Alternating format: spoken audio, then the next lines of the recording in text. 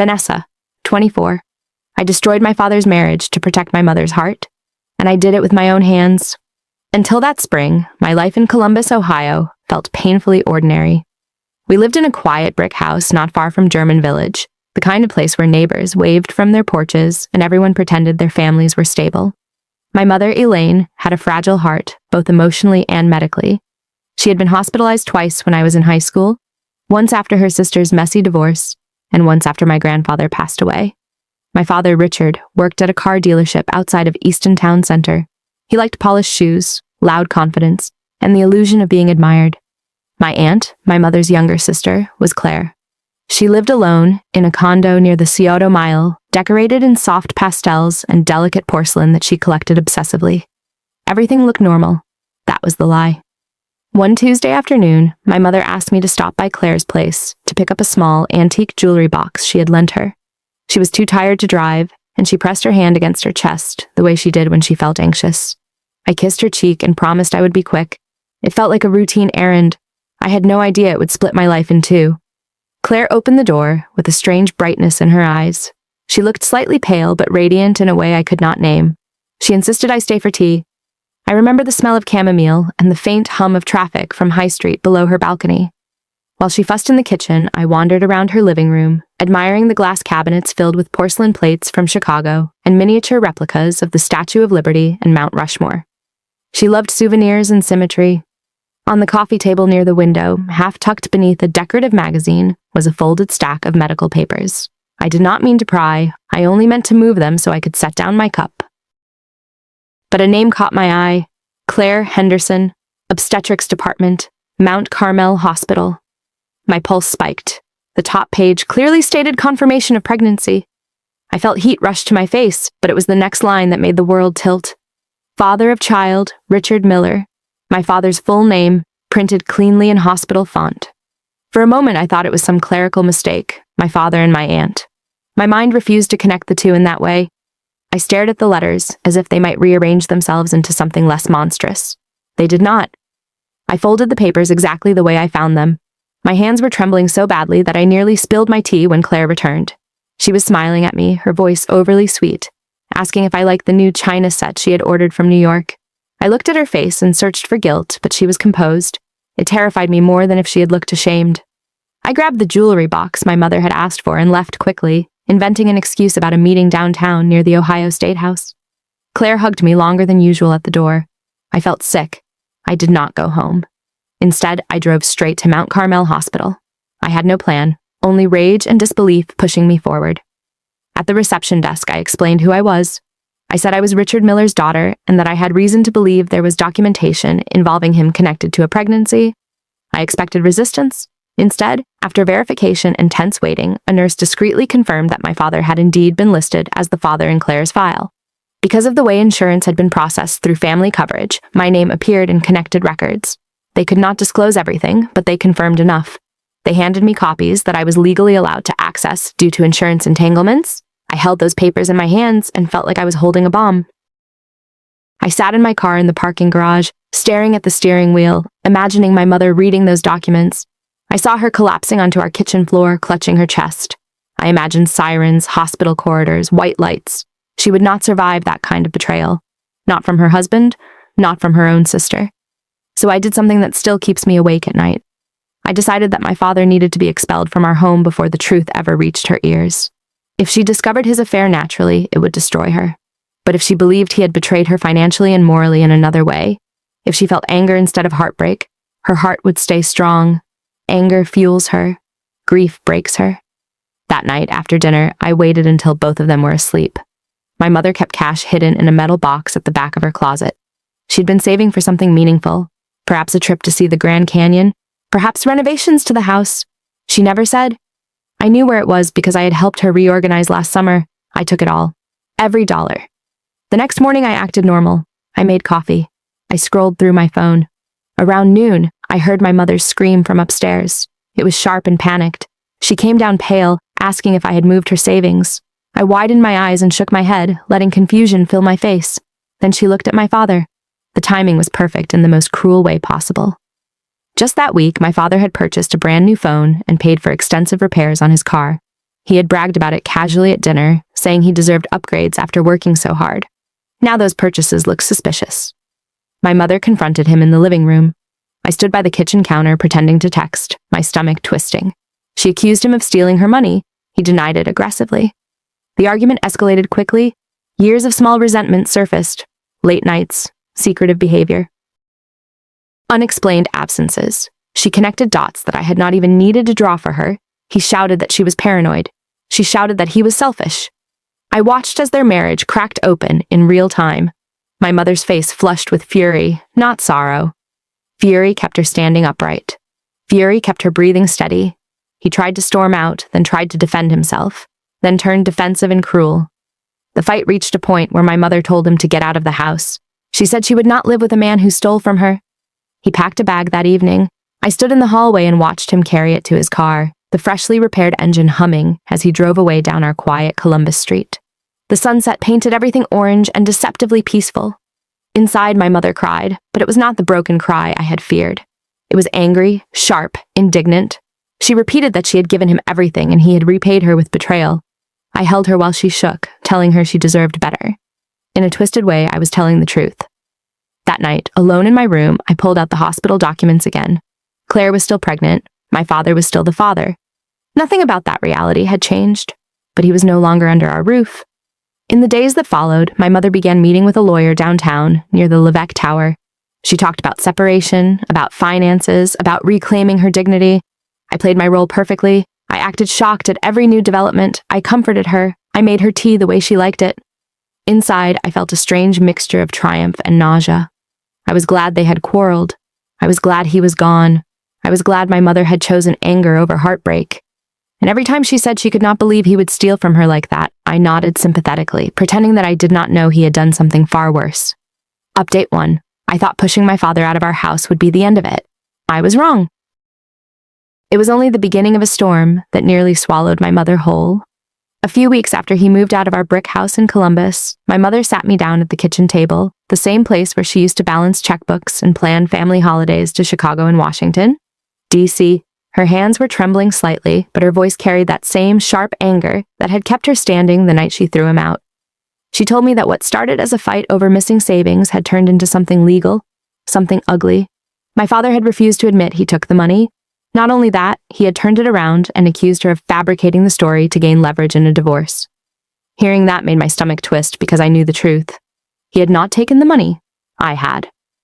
Yet I forced myself to look shocked, confused, outraged on her behalf. She explained that she had confronted him formally through a lawyer near the Franklin County Courthouse. She believed the court would force him to return what she thought he had stolen. She had been saving that cash for years, quietly, carefully. It was not just money to her. It represented postponed vacations, skipped luxuries, and countless small sacrifices. She told me she had been planning something meaningful, something she had worked toward for nearly a decade. Now she believed he had taken it in a single selfish sweep. The case moved quickly because the sum was substantial enough to demand attention, but not large enough to drag on for years. They gathered bank statements, receipts, timelines. My father came prepared. He had documentation showing that the phone he bought had been financed. The car repairs were paid directly through his credit account. He produced statements that painted a picture of financial separation more than theft. He insisted that he had never touched her hidden savings and that he did not even know where she kept them. Ago, she seemed exposed. I sat behind her, but under fluorescent lights, across from the man she had married 26 years ago, she seemed exposed. I sat behind her, hands clasped so tightly my nails dug into my skin. I kept reminding myself why I did this. If she discovered the affair between him and her own sister, the damage would be catastrophic. This legal humiliation was brutal, but it was survivable. When the judge ruled that there was insufficient evidence to prove my father had stolen the money, I felt my lungs freeze. My mother's shoulders sagged as if someone had cut the strings holding her upright.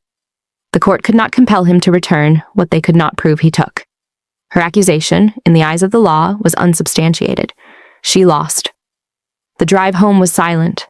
The Columbus skyline blurred past us, gray and distant. My mother stared straight ahead, her jaw set. She kept repeating under her breath that he had done it, that she knew he had, that she would never believe otherwise.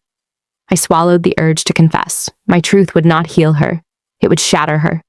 Within weeks, what had begun as a dispute over money transformed into a full divorce filing.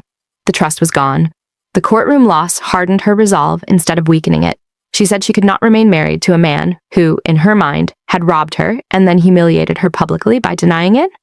Pride became her shield.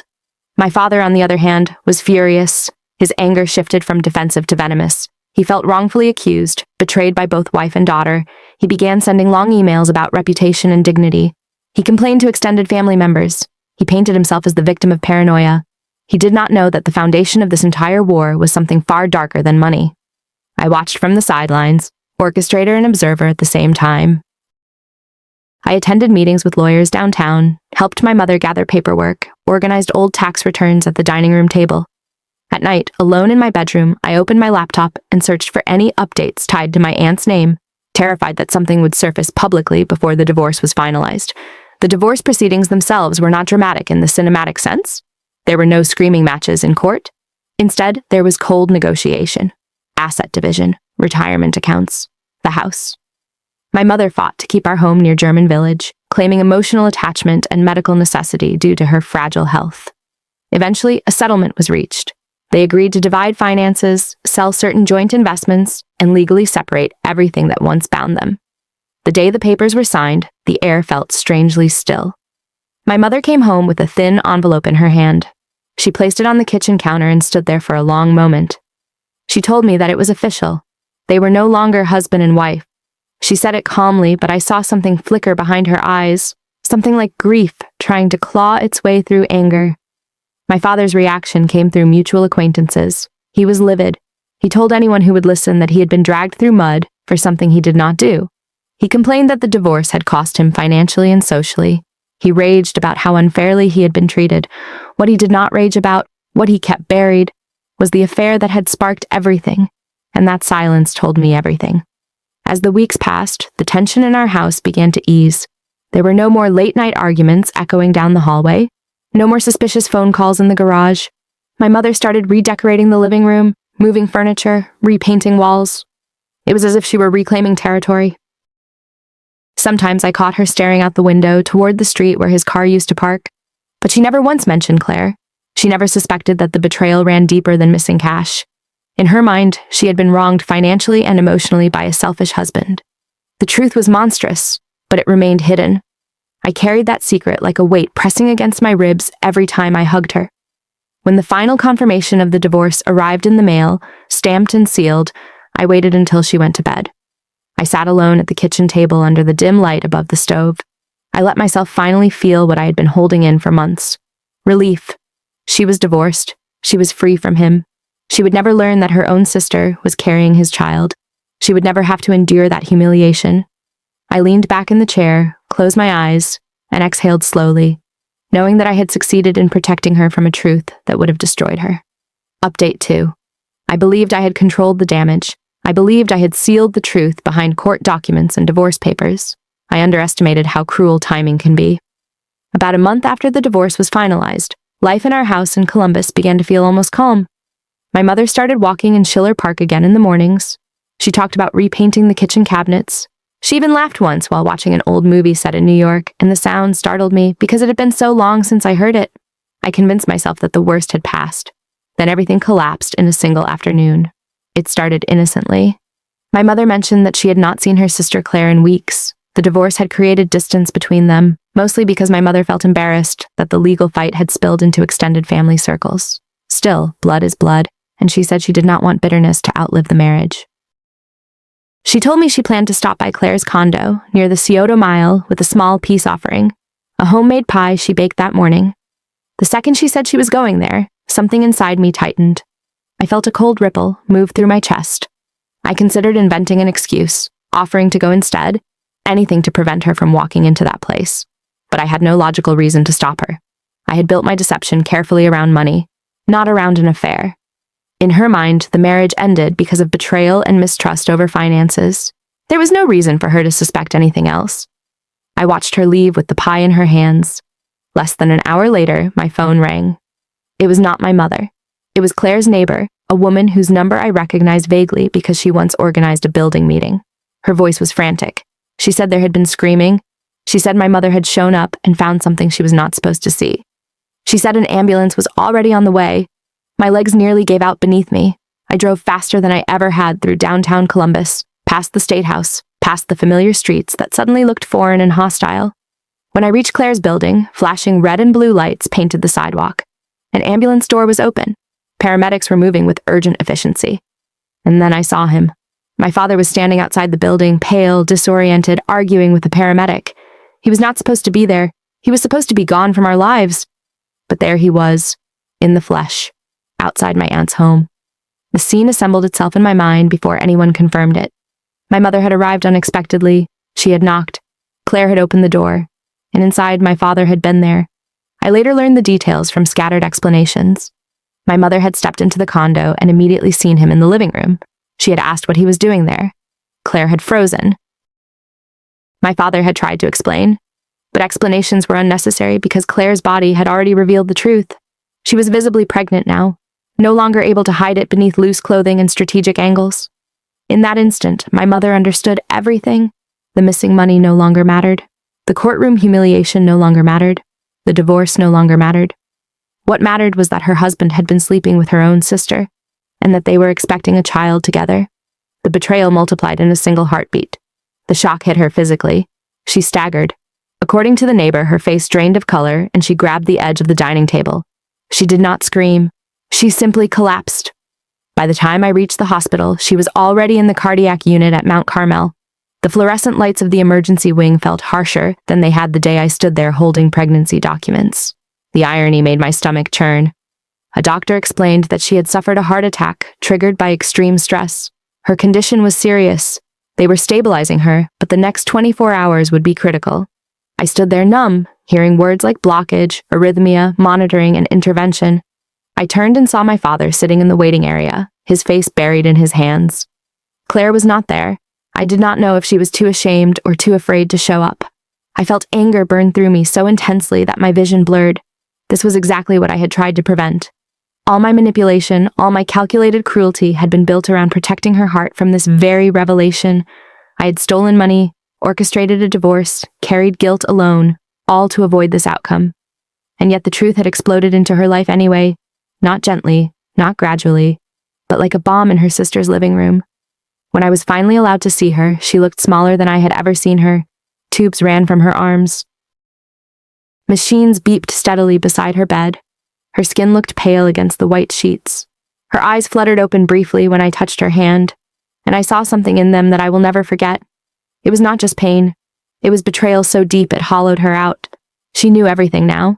The divorce had not protected her. It had only delayed the inevitable. The doctors moved her to intensive care for closer monitoring. They warned me that her heart was fragile and that emotional distress could complicate recovery.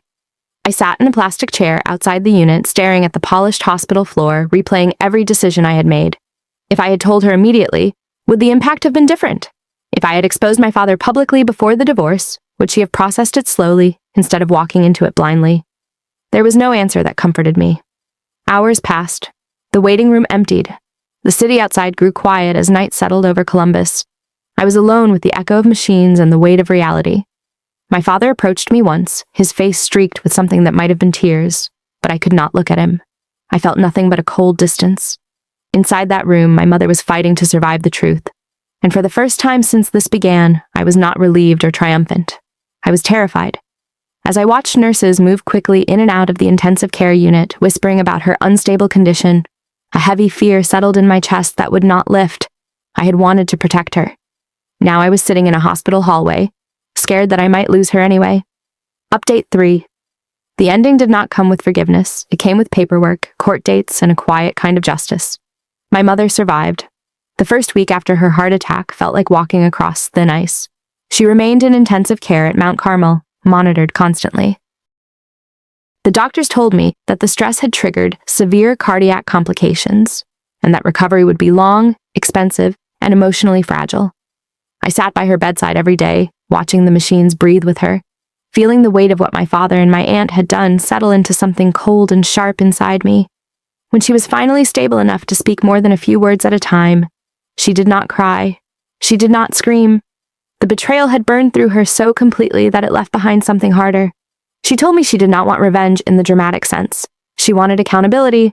She wanted acknowledgement that what they did nearly killed her. So I gave her that. I met with an attorney in downtown Columbus, not far from the Franklin County Courthouse, where the divorce had been finalized. This time, we did not argue about missing money. This time, we built a case around emotional distress, intentional infliction of harm, and the measurable medical consequences that followed the exposure of their affair. Hospital records documented the heart attack. Cardiologists confirmed that acute emotional trauma had been the trigger. The timeline was undeniable. She walked into her sister's home. She saw her ex-husband there. She discovered the pregnancy. She collapsed. The lawsuit named both of them. My father tried to frame it as coincidence. My aunt attempted to portray the relationship as something that developed after the divorce. The facts did not support them. Insurance records, communication history, and pregnancy timelines exposed everything. The affair had been ongoing long before the marriage ended. Their deception was not a single mistake. It was a sustained betrayal. The courtroom felt different this time. I was not sitting quietly behind my mother. I was standing beside her. When medical experts explained how severe emotional shock can trigger cardiac events, the air in that room shifted. What had once been gossip became documented harm. The judge ruled in our favor. The compensation was significant. It covered her entire medical treatment, including rehabilitation and ongoing cardiac monitoring. It included damages for emotional suffering. It was not about greed. It was about responsibility. My father and my aunt were ordered to pay a large moral compensation that forced them to confront, financially and legally, the consequences of what they had done. When the funds were transferred, I used them carefully. I paid every outstanding hospital bill. I arranged for a year of specialized cardiac care in advance. I made sure my mother would never hesitate to attend an appointment because of cost. For the first time since everything exploded, I felt a sense of control that did not come from manipulation, but from action. My father disappeared from our lives after that. He did not attempt reconciliation. He did not attempt redemption. The legal judgment marked a line he could not cross back over. My aunt moved out of her condo near the Scioto Mile. I heard through distant relatives that she gave birth months later, but that information no longer held power over me. That chapter had burned itself out. It was just my mother and me in our house near German Village again. The silence felt different now. It was not tense. It was clean. There were no secrets hidden in drawers, no suspicious late-night calls, no forced smiles at family gatherings. We rebuilt slowly. We repainted walls. We replaced old furniture. We planted new flowers in the yard that spring. Small acts of renewal felt monumental. Sometimes I still think about the path that led us here, the stolen money, the staged accusations, the divorce that was supposed to shield her, the hospital corridor where I thought I might lose her forever. I carry my guilt quietly, but I also carry this certainty. Lies thrive in silence, and once they are dragged into light, they lose their grip. We are alone now, but we are not broken. And for the first time in years, our life is built on something solid.